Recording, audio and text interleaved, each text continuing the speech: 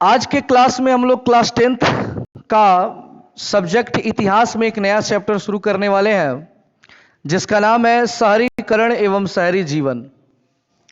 इसका ये पार्ट 1 है, इकाई 6 यानी पार्ट 6 है। सबसे पहले चैप्टर का जो नाम है शहरीकरण, उसको जान लेते हैं। शहरीकरण होता क्या है और फिर शहरी जीवन। आप सभी लोग जानते हैं कि शहर यानी टाउन किसको कहते हैं। हर व्यक्ति किसी न किसी शहर से बिलोंग करता है। जैसे कि हम लोग या आप लोग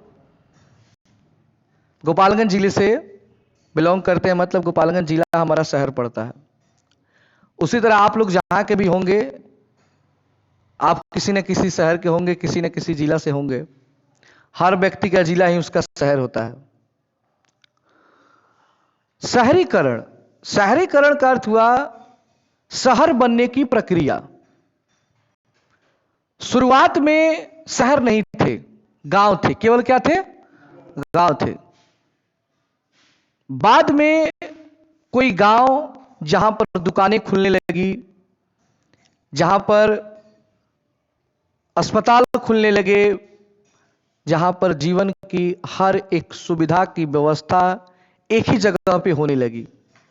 धीरे धीरे वहां पे लोग ज्यादा से ज्यादा बसने लगे। गांव से आकर कम ही दूरी में रहकर अपना जीवन व्यतीत करने लगे। जहां पे रोजगार बढ़ने लगे, उसी को शहर बना दिया गया। क्या बना दिया गया? शहर बना दिया गया। और शहर बनने की यह प्रक्रिया ही शहरीकरण कहलाती है। क्या कहलाती है? शहरीकरण। जैसे आज से 30 से 40 साल पहले गोपालगंज जो था वो एक जिला के रूप में नहीं था। हम लोगों का जिला छपरा जिला पड़ता था। सिवान जिला नहीं था, केवल एक छपरा जिला था। तो गोपालगंज, सिवान और छपरा के लोग अपना सारा काम कहां पे करने के लिए जाते थे? छपरा जाते थे।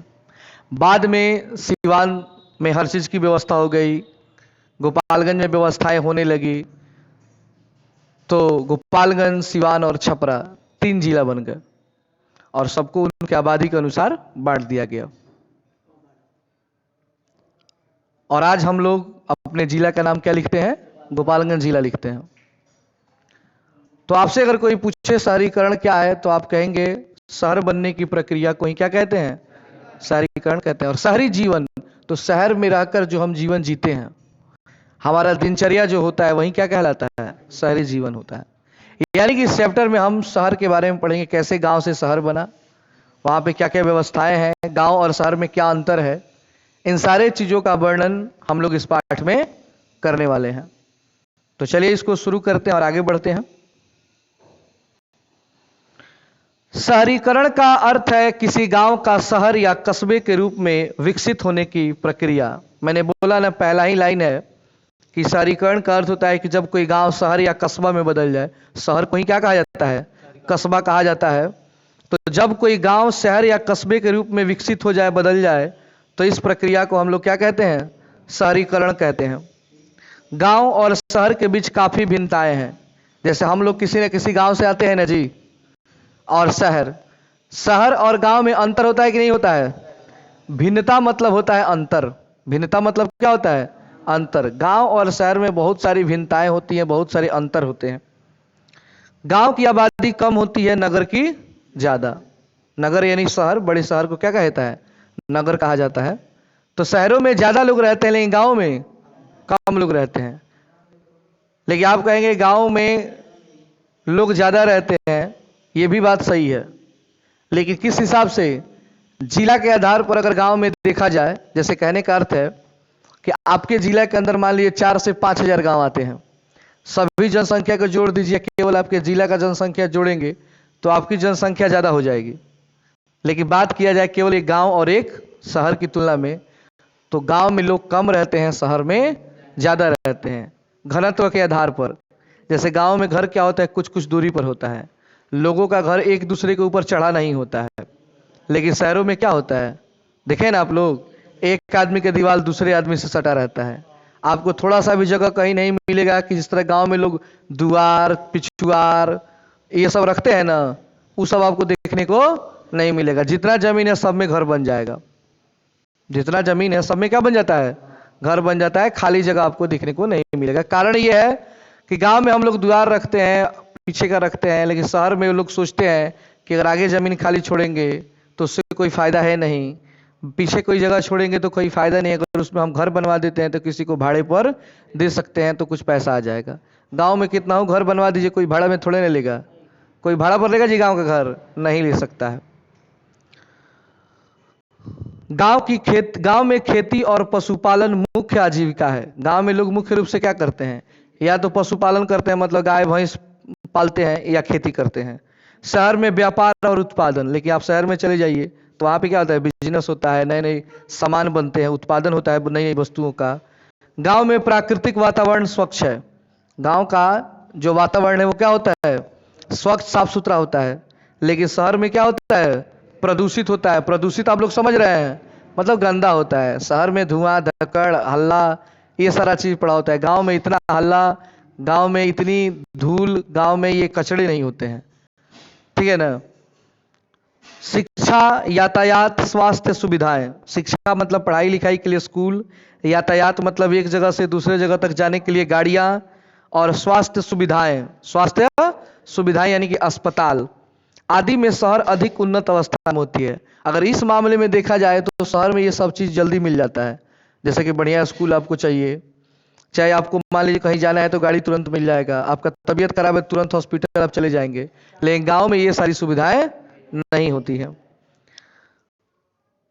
गांव से शहरों का विकास शताब्दियों पर फैला है। मतलब कहने करते गांव अगर शहर बना है ना तो उसमें कई सौ साल लगा है, कई सौ साल लगा है। एक दिन में गांव जो है शहर नहीं बना है, ठीक है ना? उसमें काफी समय लगा हुआ है। आर्थिक तथा प्रशासनिक संदर्भ में ग्रामीण तथा नगरीय व्यवस्था के दो मुख्य आधार हैं: जनसंख्या का घनत्व तथा कृषि आधारित आर्थिक क्रियाओं का अनुपात। अतः शहरों तथा नगरों में जनसंख्या का घनत्व अधिक होता है। पहले ही बताए कि शहर में लोग सटे सटे रहते हैं, ज़्यादा लोग कम दूरी में रहते हैं, इसलिए वहाँ का घनत्व ज़्यादा होता है। लेकिन गांव में लोगों का घर दूर दूर पे होता है तो जनसंख्या घनत्व क्या होता है? कम होता है। शहर में आपको 1 किलोमीटर में 10,000 लोग मिल जाएंगे, लेकिन गांव में 1 किलोमीटर में आपको ज़्यादा से ज़्यादा 200-400 लोग मिलेंगे, ज़्यादा लोग नहीं मिल सकते हैं। अथवा प्रति इकाई क्षेत्र में लोगों की संख्या की दृष्टि से वे छोटे होते हैं। शहरों तथा नगरों से गांव को उनके आर्थिक प्रारूप में कृषिजन्य क्रियाकलापों में एक बड़े भाग के आधार पर भी अलग किया जाता है। दूसरे शब्दों में गांव की आबादी का एक बड़ा हिस्सा कृषि संबंधी व्यवसाय से जुड़ा है। अधिकांश वस्तुएं कृषि उत्पाद की ही होती है जो उनके आय का प्रमुख स्रोत होता है। हमारे देश में क्या होता है? सबसे ज़्यादा खेती होता है। अभी भी 70% हमारे देश में लोग खेती पर डिपेंड है। हम लोगों को लगता है कि नहीं, खेती पे लोग डिपेंड नहीं, क्योंकि हम लोग यहाँ लोग खेती कम करते हैं। गोपालगंज जिला में खेती क्या होता है? कम होता है। इसलिए हम लोग को लगता है कि सभी जगह खेती ऐसा ही होता होगा, लेकिन बहुत ऐसे जगह है जहाँ पे खेती उनका सारा जीवन है। पंजाब है, उत्तर प्रदेश है, चंपारण में बगल में चले जाइए, लोग खूब खेती करते हैं। ऐसे अतः एक कृषि प्रधान अर्थव्यवस्था मूलतः जीवन निर्वाह अर्थव्यवस्था की अवधारणा पर आधारित थी। ऐसे वर्ग का नगरों की ओर बढ़ना एक गतिशील मुद्रा प्रधान अर्थव्यवस्था के आधार पर संभव हुआ जो प्रतियोगी था एवं एक उद्यमी प्रवृत्ति से प्रेरित था। इसी सामाजिक आर्थिक परिवर्तन के आधार पर प्रव्रजन की प्रक्रिया आरंभ हुई। भारी संख्या में कृषक वर्ग ग्रामीण क्षेत्रों में निकलकर शहरों की ओर एक नए अवसर की तलाश में बढ़े।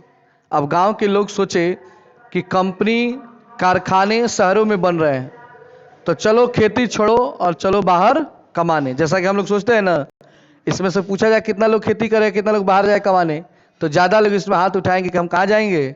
बाहर कमाने। खेती करना बहुत कम लोग चाहते हैं। प्रारंभ में शहरों के बसने में इनका अभिन्न योगदान रहा, परंतु शहरी व्यवस्था के अंतर्गत यह तब भी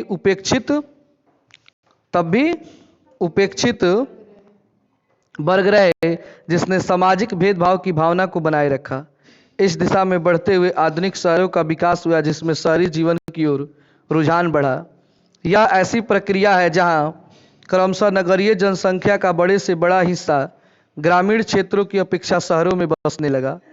शहरों के आकार और जटिलता में भी बहुत अंतर उत्पन्न हुआ। राजनीतिक प्राधिकार का केंद्र प्रायः शहर बन गए, जहां दस्तकार, व्यापारी और अधिकारी बसने लगे। आधुनिक काल में औद्योगिकरण ने शहरीकरण के स्वरूप को गहन रूप से प्रभावित किया। औद्योगिक क्रांति की शुरुआत होने के कई दशक तक अधिकतर पश्चिमी शहर मोटे तौर पर ग्रामीण किस्म के ही शहर थे। मतलब ज़्यादा दिन तक जो शहर आज बने हुए हैं, पहले वो क्या थे? गांव थे। सभी के सभी क्या थे? गांव थे। और गांव से क्या बने हुए हैं? शहर बने हुए हैं।